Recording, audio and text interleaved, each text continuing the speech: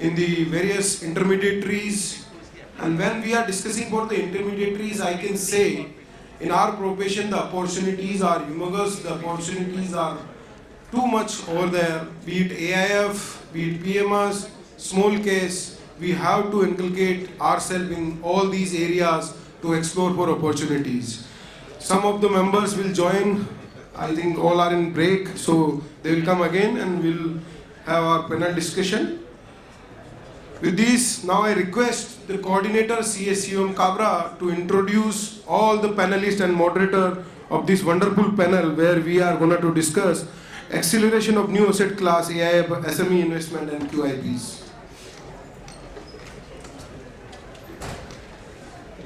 Good evening, ladies and gentlemen, all the dignitaries on the dais and off the dais. So, I'll go a little bit off the topic today by starting with, if you might know, the CA final exams are going on, and tomorrow is the paper of Advanced Financial Management, which is very close to the flavor of the conference we are having. Looks like कि उनके syllabus के साथ साथ हमारी भी पढ़ाई हो रही है. So I'll start with the esteemed and distinguished dignitaries on the dais. We'll start with CA Hitesh Sachdev. He's a veteran banker and has spent more than 20 years in the areas of private equity, fintech, and somewhat we don't have knowledge about. And he's a director in one of those companies, and which is blockchain technology. Hitesh currently heads the startup engagement and investment team at ICICI. His marquee investments include Cardeco, CreditBee, FinPay, EQL, Fintech, and CredGencies. Hitesh is also the director on the board of Indian Bank's blockchain infrastructure company. I would request you to put a huge round of applause because this is India's first blockchain-based banking consortium. It is very niche and very new to us being finance professionals and chartered accountants. Hitesh is an active member to Startups Mentor. He's from elite accelerator programs in IITs and various B schools. Hitesh has received several awards and has been an active keynote speaker on various dais and reputed panelists. I would request CA Saurabh Ajmera to present a memento to CA Hitesh.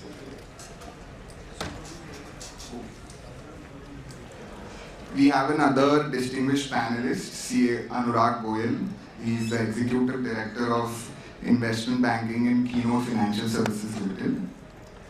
Anurag is a chartered accountant having more than 20 years of diverse experience in investment banking, corporate finance, and equity capital markets. His expertise lies in fund managing, fundraising, due diligence, business evaluation, structure, fund investments, AIFs, and AMC structures. He has worked closely for many primary capital market transactions like IPOs, QIPs, offer for sales, right issues, and preferential issues. He is also actively involved with various SEBI and RBI regulation committees to fund structures and set up various fund management activities through AIFs.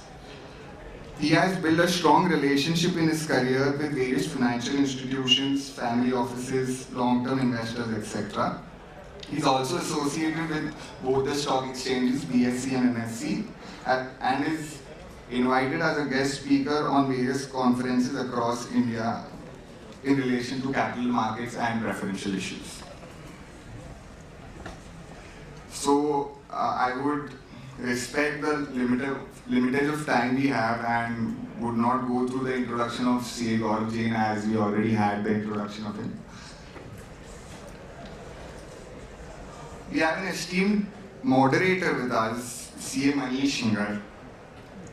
He's the founder of Fin2, a financial hospital which was formerly known as Financial Hospital.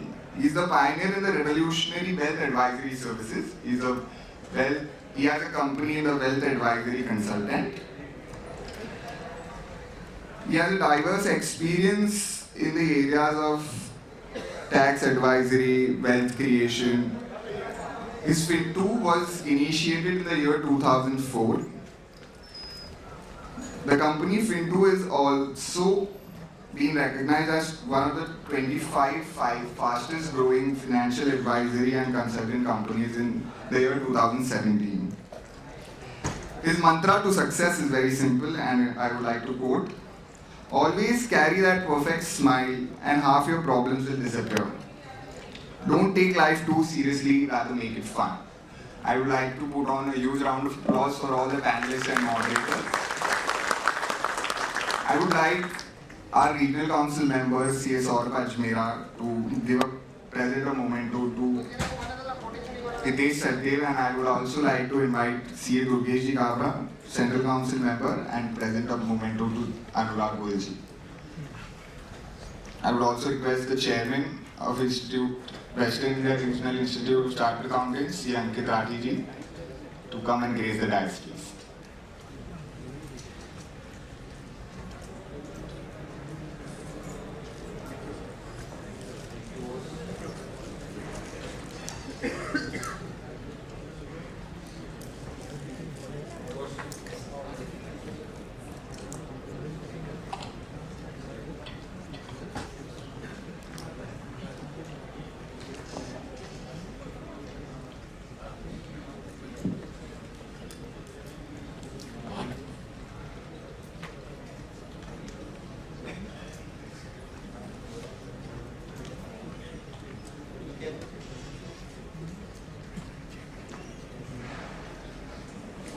I would request CA Manish Hingar ji to start the panel discussion by shooting his first question.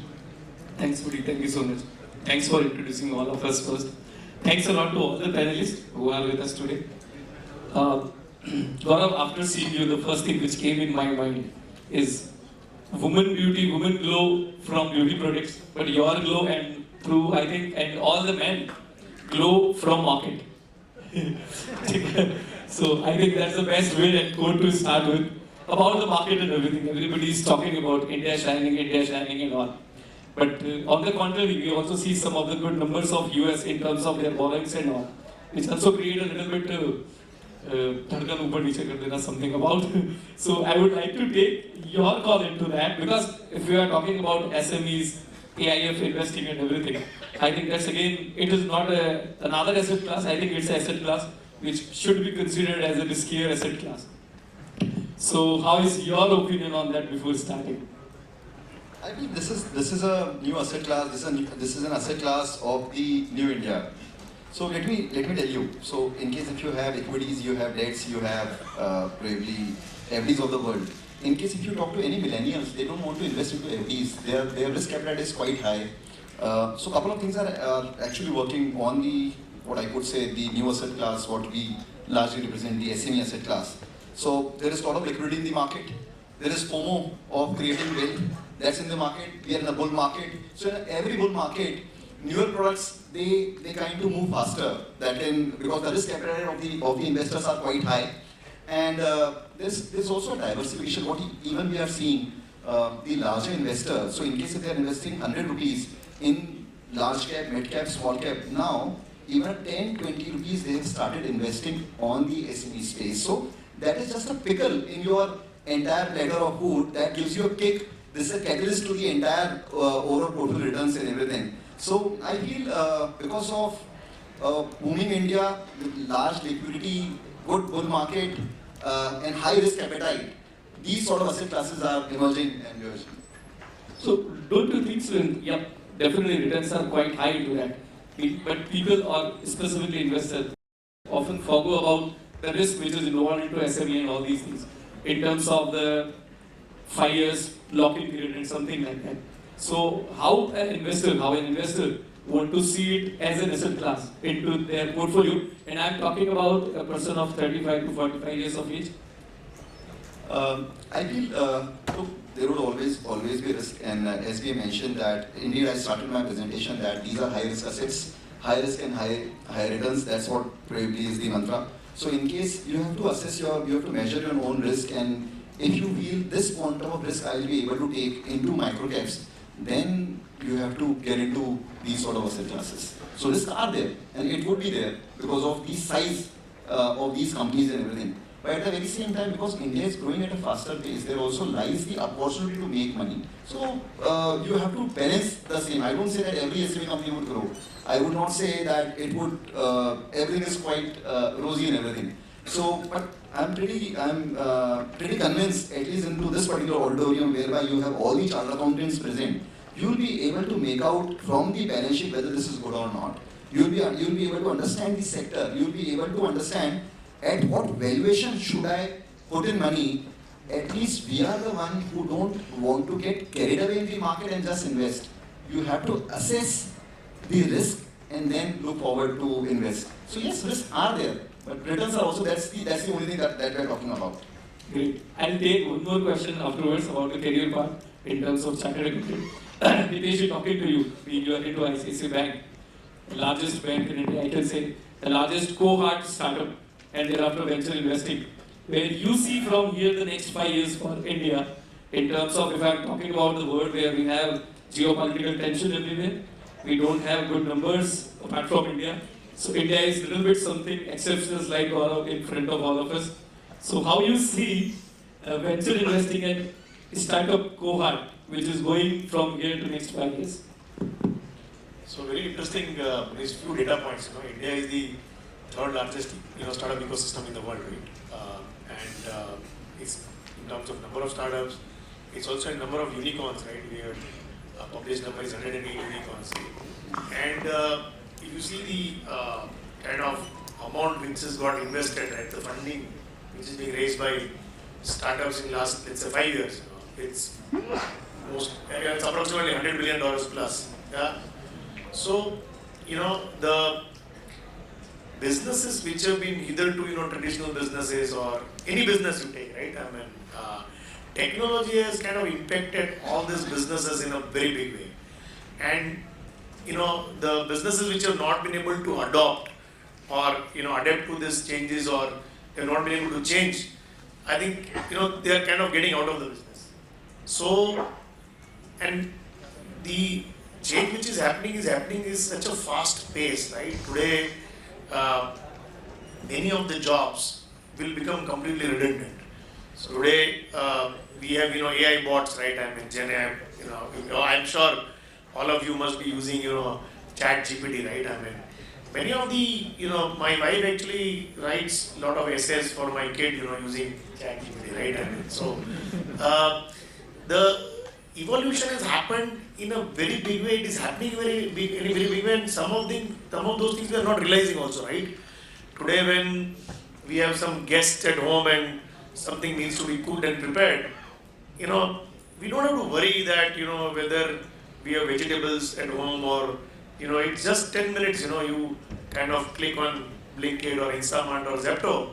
By the time you blink an eye, the delivery is made at your home, right? 10 minutes delivery.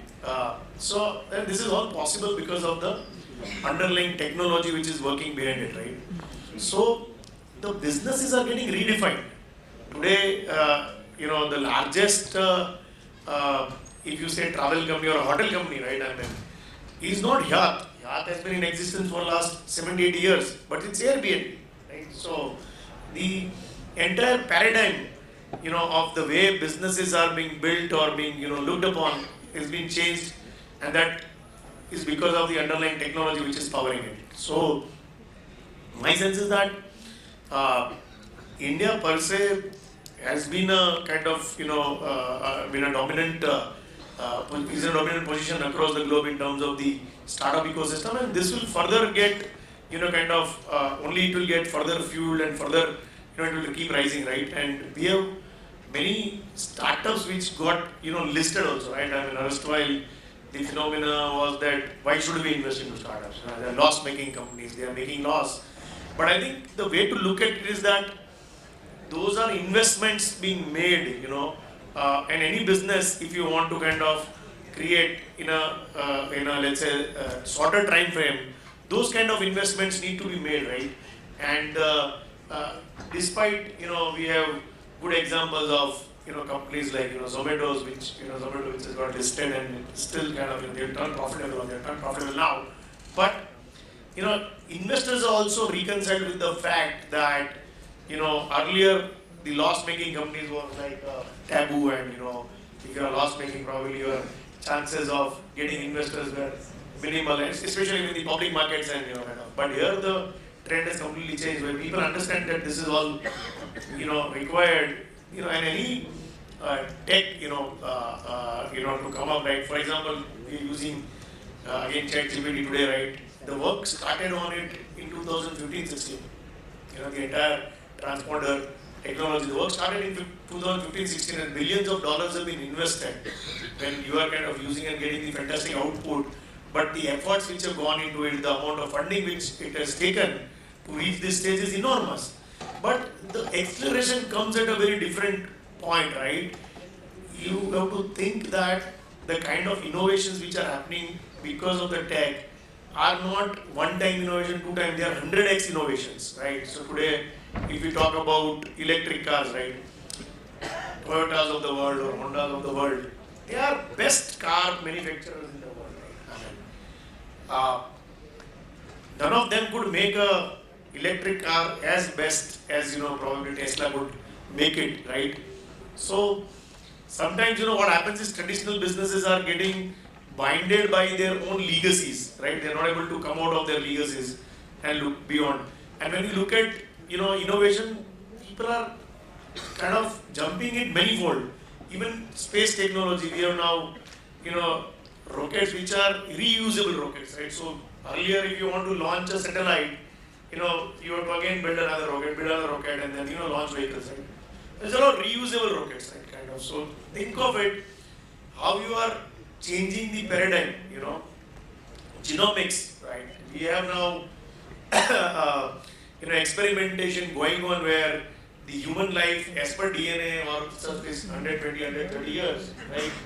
So we will have those kind of medicines or injectables available where actually you live your 120, 130 years, right? So mortality is increasing, right? With the advanced healthcare, advanced technologies in healthcare, right? So everywhere if you see, tech has been playing a very, very dominant role, and I foresee that this will continue kind of growing, and per se Indian domestic capital, erstwhile if you see last few years it was all foreign capital which was funding it, right? And they were also taking benefit of that, all the innovations, right? But now the mindsets are changing, and you see enough of angel networks, enough of syndicate platforms which are available for startups to raise capital. So today, any good entrepreneur who wants to raise capital, there is no dearth of capital. Capital is the commodity now.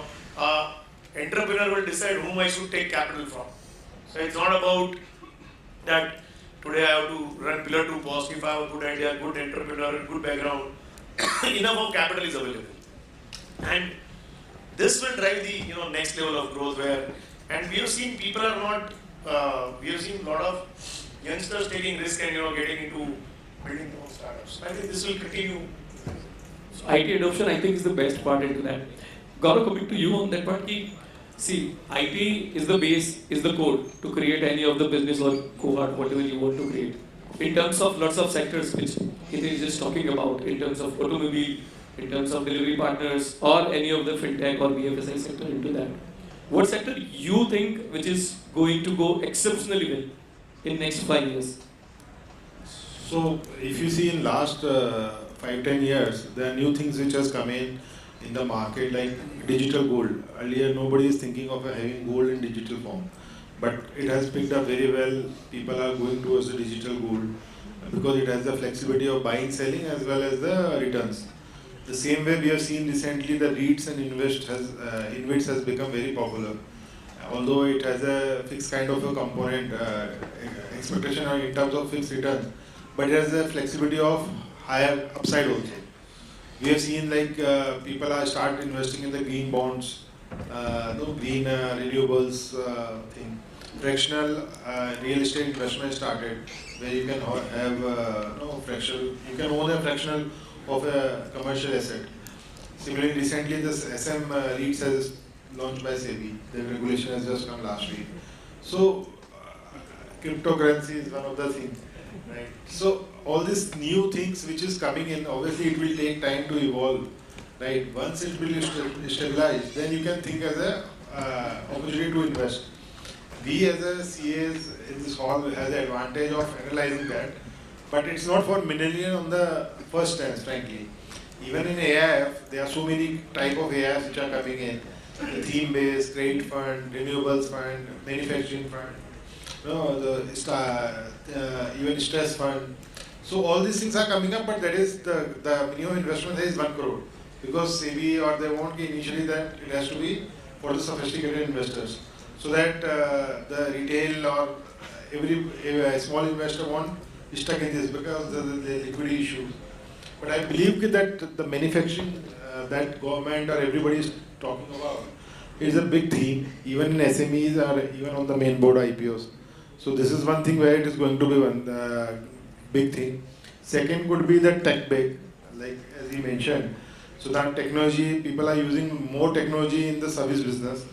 So whether it is a fintech or as delivery apps or anything else, like Zomato has more value for delivery app where he's making losses and lesser valuation for the profitable business. So that is another big thing. And third is the SMEs, which Gaurav is taking care of it. Gaurav, now talk about some of the challenges. That's a good part. Emerging बहुत अच्छा है, India बहुत अच्छा है. Let's talk about some of the challenges. How many startups here? Can you raise hands? ऐसे ही रहा था आपके लिए तो खुशी हो जाएगी. I am a startup. So just a curiosity or a good question about that. The challenges which I am talking about in terms of SME listing and all these things. You have to be a profitability and lots of regulatory criteria, either in BSE or NSE wherever you want to list your company. But for any of the startup company, the main problem is they are infusing their blood, their money, everything into this, and they are not getting some of the good profits and good cash flows in first 3 to 5 years, if I say. So don't you think it's a big challenge to list in a SME of any company who has a big deep tech and they are investing good into that, but not able to list in SME to raise the fund? Let me put it this way. Okay, let me confess one thing. So we started our angel network, I did 4 years back. It took us 1 year just to start it. Can you tell me why? Before you analyze any company, what do you study? So we look at the financials, we look at the balance sheet and everything. The balance sheet itself is not there. In the startup is a different world. So all these years of your probably CA, after that you have been investing, you have been reading, and then you were able to analyze the valuation, and then you were putting your money on the basis of facts and figures what you could happen. So startup is altogether a different thing, I'll tell you. So a father would invest in SME. His son has no interest to invest in SME. He wants to invest into startups. So you have a different category of investors. Their likings are different. You have Gen Zs, they would rather probably invest even into tokens. So that's okay. So you have all sort of investors. So let's not get into that, whereby all these companies, even though loss-making, whether they'll be able to list or not. What is more important is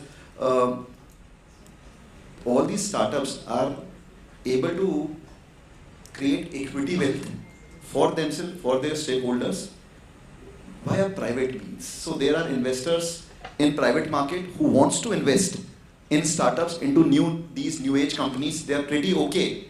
Profit is not the only mantra for them. In case if you are able to grow, so we usually talk, in case those companies that has profitability, they'll talk about I have this much PAT. जिसका PAT कम होता है वो बोलता है मेरा इतना EBITDA है. जिसका EBITDA भी कम है वो बोलता है मेरा इतना turnover है. जिसका turnover भी नहीं है वो बोलता है मेरा website का इतना hit rate है. Everything works. So you have investors for everyone. That's okay.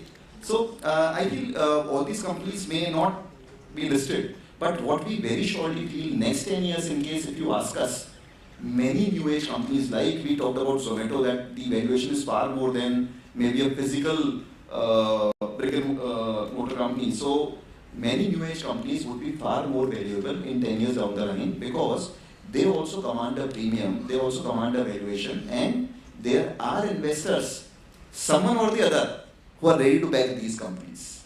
So you'll have buyers for every set of asset classes. Yeah, got your point. I'm not the right person for you. Yep, sir, Hitesh, coming to you. So when we were discussing inside about what are the questions we should take into that, then Hitesh ji and Gaurav told me very clearly, कुछ भी ले लेना है, सब चलेगा, no problem about it. Just go ahead into that.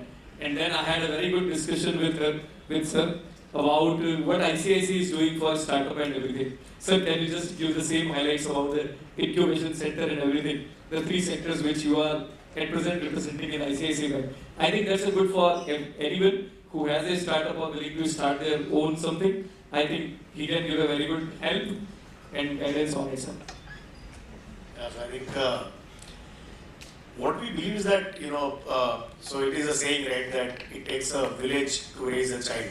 Right? So, and similarly for startup as well, it requires ecosystem to grow, right? Mostly when the founders, they come to us, they are either in their early 30s or, many times there are people who drop out of college and they pursue an idea which they are too much convinced about, right?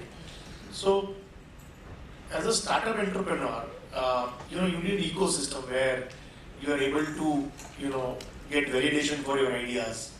You have mentors who will guide you, right? So what we, as a bank, we have created is an entire ecosystem. So we have, our own innovation lab where we incubate startups, and incubation means we work with them. So generally, an entrepreneur who comes in, the first point is that कि मेरे पास ये idea है, and whether this idea is a good idea or a bad idea, or whether I should work on this idea or not, right? Validation. And that validation part, we are able to do it, especially if it is financial services, because that's our domain and we understand. And tech is also our domain, so both areas we are able to understand. So we are able to validate those ideas. That if you work on this idea, and if you create it becomes a product or a service, there would be a consumer for this product or service. And the second stage comes in, that idea validation has happened. Now how do I create a product out of it? Okay, so no problem, we'll work with you to create a product. So then we handle them in terms of, creating a final product out of it. And then the third stage, that, now this product is made, why don't you buy this product from us? Because you validated the idea, you helped us to create a product, now you also become a consumer of this product, right? So an entire journey, right from an idea to a product, to finding a large customer, gets completed, by working with us. And while they are doing all these things, they need funds, right? And, it's very difficult to, give debt funding, because of, as a bank, there are various regulations which kind of, you need balance sheets, you need P&L, and, analyze all those things, because hardly there is anything, right? Because it's it's getting created, in the almost early stage of their life where they are figuring out. So then we also do equity investments also in those startups to support them, right, for the growth. So it's an entire ecosystem, and while we are doing all these things, we also have mentors who come and guide them on various fronts. We're tied up with a lot of tech partners, like we have Googles of the world, Amazons of the world who provide free credits. There are a lot of other players who provide free working space, right? So whatever it takes, to support a startup, we have kind of brought all these partners also into this ecosystem. And our approach is that, let's kind of provide, whatever it takes for a startup to succeed, and how you can be a great contributor into their success, and in their growth journey. So that's the approach with which we are working, and every year we, kind of incubate at least 20-30 startups. While we work with 100+ startups every year, but we end up incubating 20-30 startups in our accelerator program, in our incubating program. And in terms of products also, we created products on the banking side also, which are more startup friendly, right? So today when startups raise funds, the challenge is most of the capital comes from outside India. and there are a lot of compliances which a startup needs to do, and where I would urge all of you, who are practitioners, chartered accountants, to guide those startups into, those FEMA compliances, because most of the time, startups are not aware about those things, and we have created a separate team within our bank to guide them whenever you are inviting foreign capital, what are the compliances, because if you don't comply with that, whenever you are going to the next round of funding in diligence and all those stuff, you get stuck, right? And there are heavy penalties when ends up paying. And we also want all the startups to inculcate the culture of compliance, right? Many times the startup entrepreneur is struggling with a lot of things. Should I build a product? Should I build a team? Should I build a technology? Should I, run after consume customers? What should I do? And then the compliance is the last thing, But our endeavor is that, hey, it cannot be like first you build the business and then you take care of the compliance. Compliance is the basic culture of an organization, basic hygiene factor. And there again, I would urge all of the CA practitioners, to handle these startups, guide them, help them in, and it can be as basics as in terms of, filing their returns in time, filing their account, preparing their accounts in time, getting them, adequately audited in time. So all those things are basics, right? And we are driving them with all our startup, entrepreneurs. So idea is to kind of, see that how as a country also, we create Googles and Amazons from India itself, rather than, looking forward towards the West. Why don't we kind of create those kind of startups from India? And believe me, there are so many brilliant entrepreneurs, brilliant products which have come out of India in last few years, and this trend is continuously increasing, and you will see many more of, those coming out of India. So we are trying to play our role in this, journey of startups in terms of whatever best we can contribute. Great, sir. Very nice. So I was with Amitabh Khan sir, Sherpa of India Investment as of now, some days back. और उन्होंने sir एक बहुत एक unique perspective दिया. When I was speaking to you about the startup ecosystem and everything, he told me a very unique thing about India and the problem specifically. He told me, Manish, what happened now when any of the startup of any of the social platform, be Facebook, Meta, or everything into that. US में कोई भी startup बनेगा ना, the startup majorly came with the mindset, I need to make it for global. For India, the biggest problem of India startup, they created the system only for India. They don't think beyond India. So they told me ki just start looking at this perspective. Whenever any startup is coming, they should look world as a market, not India as a market. Second, also important thing is that we should celebrate failures, right? I mean, when entrepreneur fails, I think a failed entrepreneur is, it's not failure. There are a lot of learnings one goes through, right? So somewhere failure is not a taboo, right? In the Western world, that's not a taboo, and then India also we are kind of, appreciating that. Okay, you took a risk, and went into entrepreneurship, tried it, It's okay if you fail, right? So somewhere you also have to kind of redefine, that it's not a failure, but failure is, a lot of learnings, right? So that is also another trend which we see, that people are kind of, appreciating entrepreneurs and, helping them, even though if somebody has failed also, right? And there is a concept of failing fast, right? I mean, somebody trying something and failed after 5-6 years is not a great thing. But, you try something, then try to learn, fail fast. I mean, so that, make mistakes, and then you should kind of, wound up if it is not working, and be ready to make another mistake, You can't be stuck with the same mistake, right?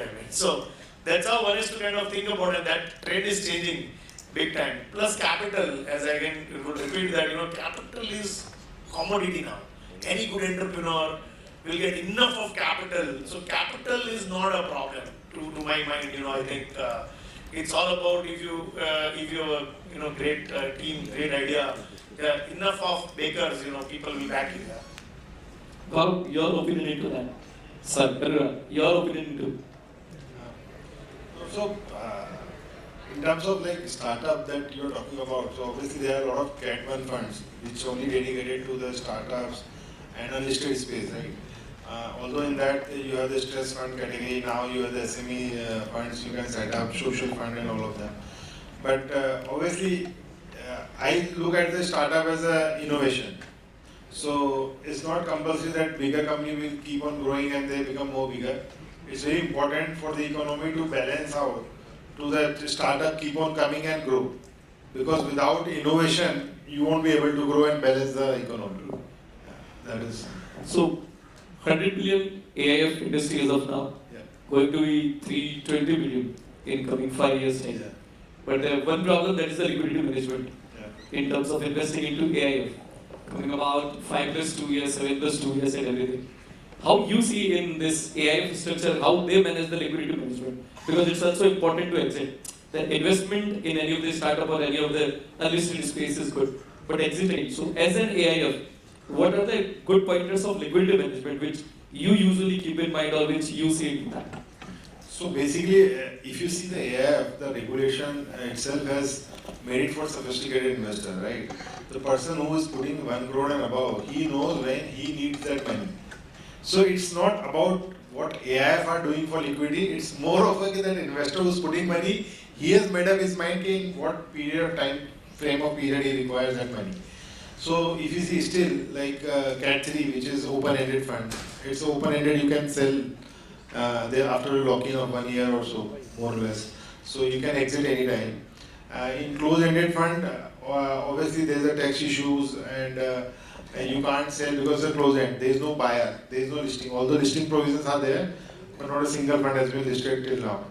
So there is no exit. But the reason is that when rather than investor when he is coming and as a fund manager, they are thinking while investing also they have the mind frame in while investing, right? So if they are investing in a listed company with a horizon of 3 to 5 years, so they cannot ask after 1 year if my investor is going, so you return my money back, right? It doesn't work that way. So, but still by having, if you see the fund management, the Cat 3 is going very fast because it has a open-ended, it has a liquidity option. But it's more of a what kind of money that you require after a certain period of time, it goes basis that rather than how investors are. But still there are some fund managers who are having within the family transfer, tenancy exemptions, redemptions and all of these things. You want to ask some questions, please? Hello. Yeah, so my question would be to Anurag only. So talking the numbers given by SEBI as at December 23, the total commitments raised by all the AIFs, Cat 1, Cat 2 and Cat 3 was approximately around 10.84 lakh crores. These numbers quarter on quarter are growing by 20-30% commitments every quarter. So why are we seeing this increased commitments in the private space in the AIF sector as compared to the general precedence of investing in equity markets? So there are multiple reasons. It's not so as I mentioned in my past this thing also. There are a couple of reasons, right? If you want to have a pooling vehicle, so there are only two options. Either you set up a mutual fund, which is more complicated product, or you set up AIF. Other than these two, there is no option. Second, there are so many new fund managers coming in, which are ex-fund mutual fund or ex-PMS guys. They are setting up AIF because if they have to start somewhere, the option comes as either PMS or AIF. The third is that there are a lot of flexibility in terms of access to the fund manager, right? Because like mutual fund who's managing 35,000 crore in one scheme can't meet the investors, but the fund AIF which is managing 500 to 5,000 crore, they still meet the investors once in a while. And second is that the size of investment has grown so much, people have made money like anything. So they are also okay to take a larger, longer term view than the smaller terms. Because in liquidity driven, all these things anyway they can participate in the mutual funds, right? So that is another thing. Second is that for listed space, it also gives access as a QIP institution. So the AIFs can participate in anchor investors, IPOs, QIPs. So it also gives the status of institutional investors. So these are the things which has been growing. And anyways, it's not only about AIF, even mutual fund is growing like anything, right? SIPs are 20,000 crore monthly. So it's everywhere, not a single pocket as that. So you can continue. Great. Sorry, how much time we have? 5 minutes. Okay. Financial inclusion, Gaurav, which is a very good thing in India about everywhere. If you see financial inclusion, SIP numbers which he is mentioning in all these SME investment is going quite handsomely into that. Any specific sector or what you see into this market which makes the Indian the next Frank Oster or something who can take this journey ahead in time? I think we are quite bullish on the manufacturing sector. There are three sectors that is seeing a lot of traction. Solar is something that investors are quite buoyant about. We would have large quantum of earning re-rating for all the companies operating into solar. There is a large quantum of demand that we are seeing. So solar is one particular sector that we are quite bullish on. Defense is another sector that India is opening up. Rather, we becoming importer of defense equipments. We want to be exporter. That's what. So I will talk about the base sectors. We come from the SME domain, not the new age one. So I'll talk about all that. So third sector is railways. Again, is quite interesting at this point in time. In case if you have any of your clients on the in the railways, we are seeing 3-4 years sort of probably orders coming in 1 year. That's a kind of thing that's happening on the railway side. Again, the kind of and manufacturing. So India, forget about in India that was considered as a cheap IT hub. So we are actually now moving toward the manufacturing hub, whereby China +1, Europe +1, and all these things. We are actually seeing benefits happening around in India. The kind of reliance what outer companies are now giving to Indian companies, that is leading to capex in the MSME segment. On the manufacturing side, engineering is something that we are quite buoyant about. I will give you a very interesting perspective. In the healthcare, we are quite buoyant on the medical equipments. So all the MNC companies of the world, the medical equipments are quite pricey. Indian equipments that's being manufactured in India, used in tier 2, tier 3 cities, that's actually moving the needle. So there are various things. So it's all around you. Just have to open the eyes and then discover the kind of sectors that are moving faster.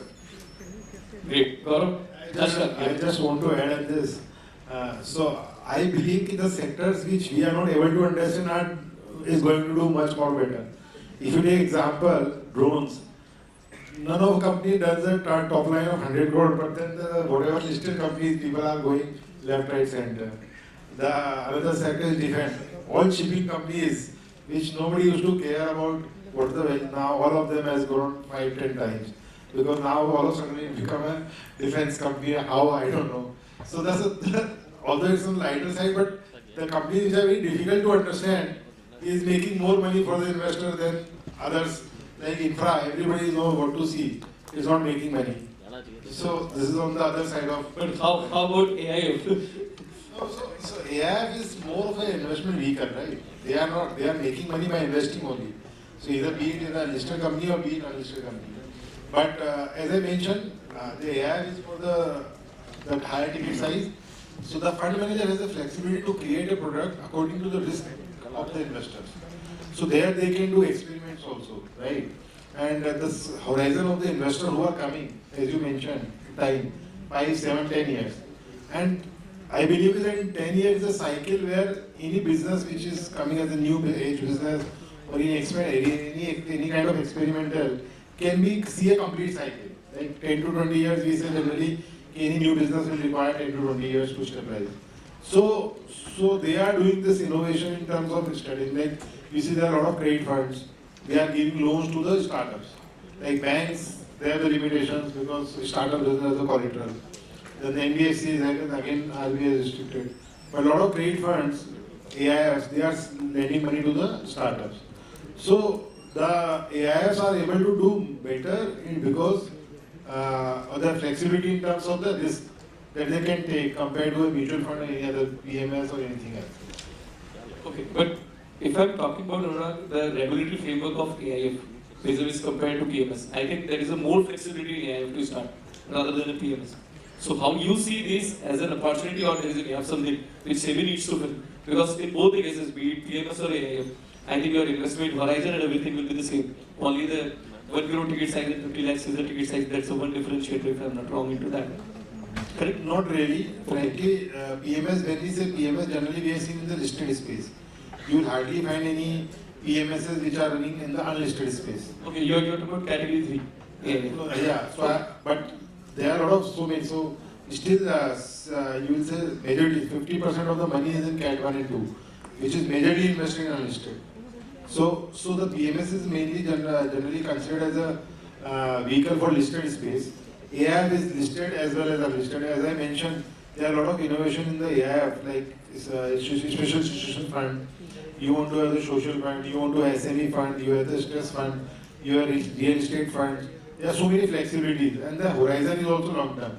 In PMSs, generally there is no locking. And the another thing is that, as I mentioned, the AIF is a pooled vehicle. It has been considered as an institution, right, as a QIP for listed space. But the horizon of the AIF investor is pretty large. When the PMS, they look for 1 year, 2 years, then again they switch to the other PMS guys. So whomsoever is doing better, it's like capital market, right? Today you are buying this stock, after 1 month you will buy some other stock. So AIF investment strategy should be a little bit passive. Yeah. For a longer term rather than all the bank sell something. And one more thing in the PMS versus AIF, so the taxation in Cat 1 and 2 is clear. But in 3, although after this circular in 2018 that it's more or settled, but still is not pretty sure on the AIFs, Cat 3 fund, open-ended especially. So that people, some of the investors, they are saying, I won't share in my demat account, so I would give the money through PMS, the same fund manager. People who have the comfort, they will give the money in AIF, I don't mind having a pooling vehicle. So that is another thing of the comfort of the investors. And that's millennial or you say new investors, they would like to see the holding in their demat account and try to copy. That's all really. Any question from your side, audience? Thanks. Thank you for that enlightening session. One question, one for Gaurav and another for Hitesh Bhai. Assuming a guy has come with an idea, right? And you have, assuming a person has come with an idea and you start incubating him, right? So there is a talk nowadays, talks about governance in startups. Now, governance generally is a very misunderstood word. It's very broad. I would bifurcate into governance in terms of the operations part of it, in terms of incubating the startup and giving it a shape, the risk management part of it, and the compliance part of it. Are you taking a 360-degree view of this when you incubate a startup and give it a shape? Is there a way to look at it from a GRC standpoint? See, I think the most important part about the compliance is the culture. So as an entrepreneur, do I believe in it or not? So most of the time, people take it, that my priority is to spend time with my investors. My priority is to raise funds. My priority is to build technology. My priority is to get consumers, right? So compliance takes a back seat. So you'll see, startups which are scaled up startups with 100 plus crore revenue, they will not have a CFO, right? They will not have a company secretary if it is required. So I mean, the part which is important is that as an entrepreneur, you give equal weightage to the compliance and make it as a part of the culture. Today, they will say, okay, if I have not filed my GST return in time, what is the penalty? That's not a right attitude. Just because you have funds available and you are kind of taking it that okay, maximum, I will get away with by paying a penalty, right? So I think it's all about culture, attitude, and mindset towards compliance. That's what is very important. It's once you scale up, it is very difficult to build that culture, and then the entire organization, kind of behaves in that manner and fashion, and then you see the accidents happening, right? You have several such examples of large scale of startups where people have lost huge amount of money because of the governance, right? And it also puts country into a bad light, and then any potential investor who wants to invest large sum of capital, this becomes a real hindrance. The image of the country would be like, boss, you have to be careful while, trusting Indian entrepreneurs. So that's not the kind of thing which we want as a country also, because capital to lagega hi, these are all innovations which are for longer term. So whether one is domestic capital and second is foreign capital. In domestic or foreign, whatever capital, anybody invests, people want the entrepreneur to run a business with, absolute governance. Today, in listed markets, why certain companies get, 50p, 60p, and while other companies in the same business will get 10p, 15p. What difference is? People pay premium for governance. If you are well governed, people will pay you premium for that. And that's how, like large fund houses or reputed investors will not look out for a quick buck, but long-term sustainable, compliant, entity and ethical way of doing business, right? And I would add one more thing. Now, sustainability and, is becoming part of the business, right? So a lot of people are paying a lot of attention to that as well. So I think it's more about, how the mindset of an entrepreneur is, how one builds that culture from the beginning itself, right? That's very critical for us. Do you think, for example, in our practicing fraternity, there is a practice called risk advisory or something called the GRC practice? Do you think there is a role for those guys in this space? Huge role. I would probably say that, I'm myself being a chartered accountant, I know the kind of principles and ethics we follow as, chartered accountants. And if, you are able to guide those young entrepreneurs, because see, they have not seen cycles, right? Probably, that maturity is lacking, right?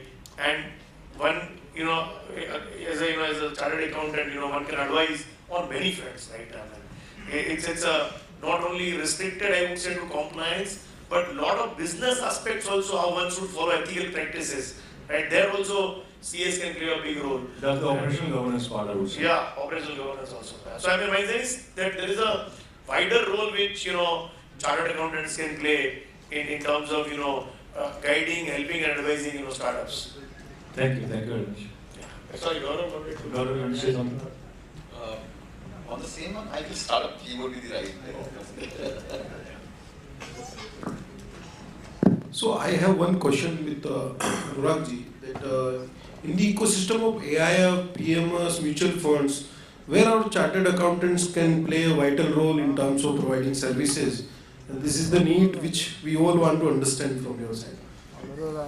So, if you see, so the role of, so earlier the SEBI, the regulator has not put any specific role of any intermediaries in terms of whether lawyers are doing it or CAs are doing it or CS are doing it. But generally, as a concept in India, we have seen that if something is related to compliance, then CS will do, legal lawyer will do, and finance or numbers, then CA will do. But now we have seen that all are the cross function. So in any AIF, you need couple of intermediaries, right? One is a law firm. The reason that they are drafting legal documents, that CS can also do, and CA firms having CS also doing it. Second, on the advisory on the fund accounting side, because a lot of people are doing the fund accounting, and accounting being a forte of CS, they are doing it. All the fund accounting firms are having CS, be it Kotak or any top names, you will find all of them are having CS. Second, in terms of advisory, like structure. So I am also CA and part of helping the corporate, the fund management AI structures. Right. So advocacy we can do. Third, the other areas that is on the investment side, right? So CA can be analyst, advising on the company. They can be fund manager. Everything they can do.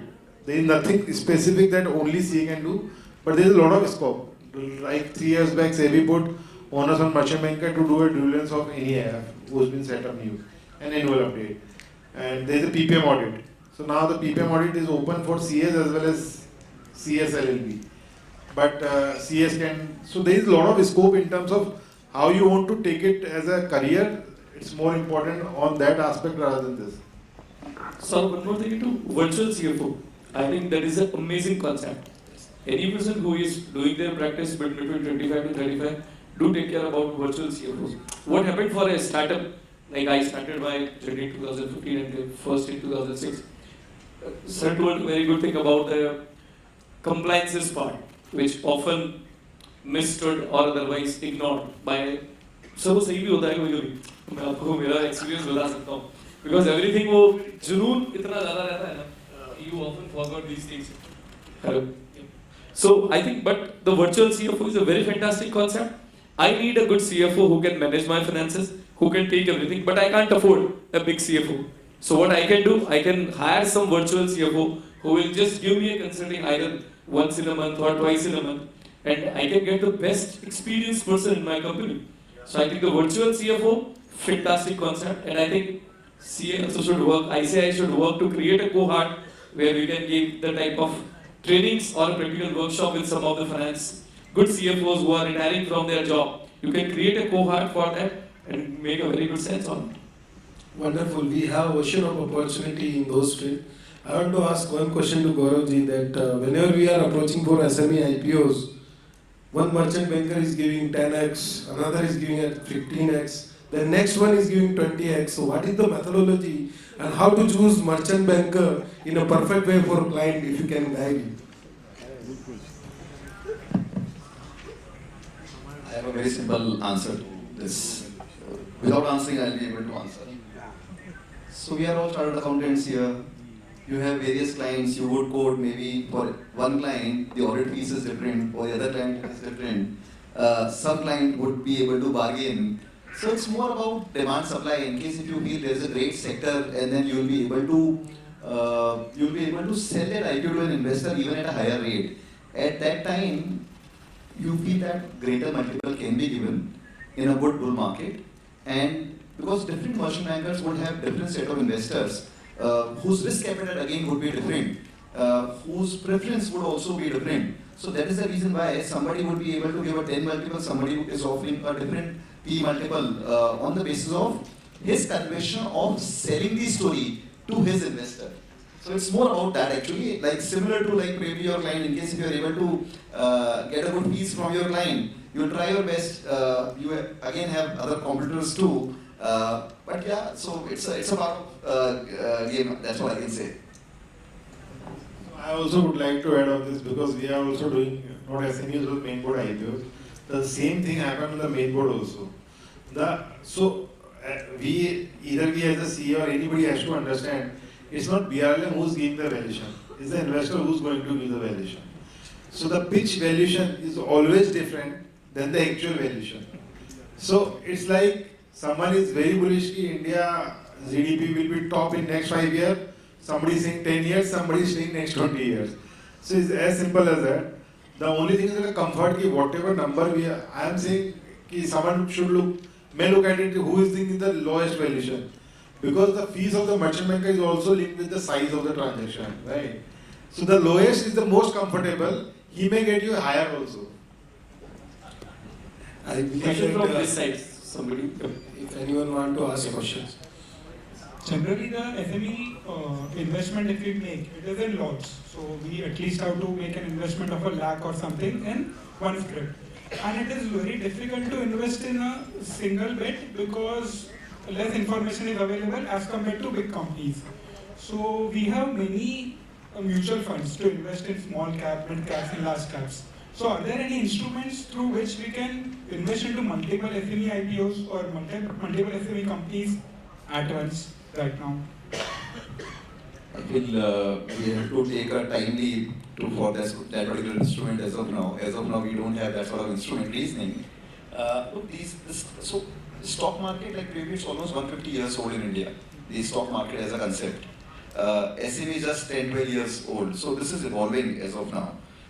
In terms of lot sizes are concerned, SEBI was very conscious in terms of putting lot sizes because they wanted to refrain very small ticket size to come into micro companies because the appetite of investor investing 10, 15,000 may be different an investor investing at least 1.5 lakh. That's the reason why I mentioned even in my presentation that this is called as informed investor. At least you are investing 1.5 lakh rupees, as even Anurag just mentioned that in terms of area it's 1 crore.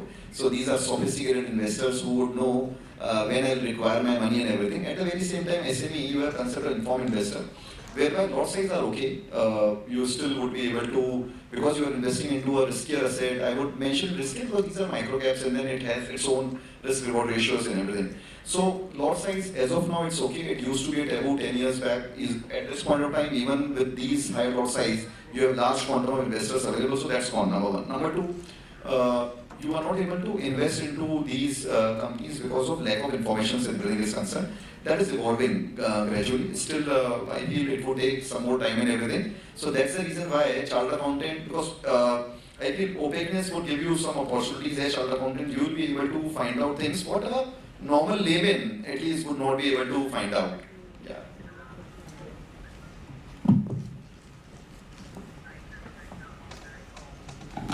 Any other questions from audience? Yeah. There is a shipping sector, and I am particularly referring to dry bulk sector, where fund requirement is in multiples of 100 of crores. I am talking of second-hand ship, maybe Ultramax or Supramax, of the capacity of 58,000 tons or 65,000 tons. Now, this sector, this industry is working on a wafer thin margin. So, I am not in a position to garner funds from the equity market because PET is very, very low. And I do not own any other asset. So, I was thinking of issuing preference shares where initial payout is very low. Can there be listing of such an issue? What I mean to say is can preference shares be listed in such an industry with some innovation? So, in listed space, we have seen this equity is only listed, preferential is not allowed, and the option is the NCDs, but again it's a debt funds. Yeah, so there is no such option for preference shares. But what we have seen is where the margins are thin, there the volumes are high. So then it comes to what kind of market share that you are driving. So it's not that in thin margin businesses you can't raise the money. You can still raise the money because investor may look at the ROE, ROC of that business. And second is important is what kind of market share or monopoly that you have in the business. Like in steel, the margins are always used to be about 3, 4, 5%, right? But still they are able to raise. So this is a cyclical business. So the investor would be interested in cyclical business.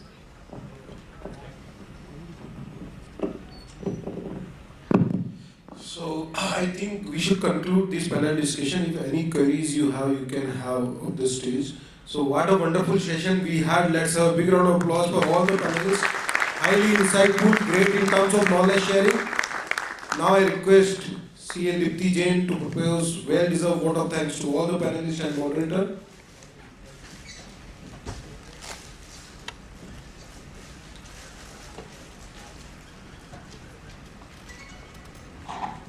Hello everyone. After listening to such an insightful panel discussion on QIPs, AIFs and SME investment, I would like to say that काम करो ऐसा कि पहचान बन जाए, हर कदम ऐसा चलो कि निशान बन जाए. यहाँ जिंदगी तो हर कोई काट लेता है, जिंदगी जियो इस कदर कि मिसाल बन जाए. Let us all pledge to become a facilitator for creating unicorns, and Har Ghar startup should be the takeaway for all of us after listening to all the sessions of today. On behalf of WIRC of ICAI, Dynamic Managing Committee led by Chairman CA Ankit Rathi ji, I extend my heartiest vote of thanks to all the panelists, CA Hitesh Sachdev ji, CA Anurag Goyal ji, CA Gaurav Jain, for giving us such an insightful perspective about new asset class like QIPs, AIFs, SME investment. No ship can reach its destination without having its captain. So thank you CA Manish Hingar ji for wonderful conduction of the panel discussion. Also on behalf of all the members of WIRC, I would like to extend gratitude to the chairman of the Committee on Financial Market and Investor Protection, CA Durgesh Kabra ji, and Chairman Saurabh Ajmera ji of this committee at WIRC level for putting Herculean efforts for making this event so informative program for all of us as we are in start of the new financial year, so we can advise to our clients and give them a better roadmap for their business growth. So I thank all of you, all the participants also for joining us. Please do join us tomorrow for again wonderful sessions we are going to have on the second day of this conclave, that is understanding the art of pick multi-bagger stocks, creation of wealth by investing in equity market, a perfect portfolio and upcoming opportunities, technical analysis, and a panel discussion and fireside chat, India growth story. So do please join us tomorrow again at the same time. Here we conclude our today's session. Thank you very much. Thank you, Dipti, so much. Friends, we have a very interesting program for tomorrow also. My request to all of you, please join on time so we can start as we started today also.